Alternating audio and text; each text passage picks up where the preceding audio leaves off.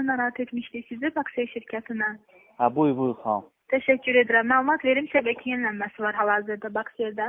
Köhnə şəbəkədə olan köhnə Baksel nömrələrini yeniləyib, yeni şəbəkəyə keçiririk.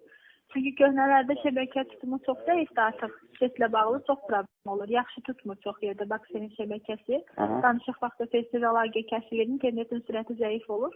Ona görə biz də köhnə nömrələri qeydə alırıq, köhnə şəbəkədə olan nömrələri. Dubli kartını göndəririk sizə, aktivləşdiririk. Nömrənizdə heç bir dəyişiklik olmadan sizin nömrənizdə yeni şəbəkəyə qoşulur. Aha.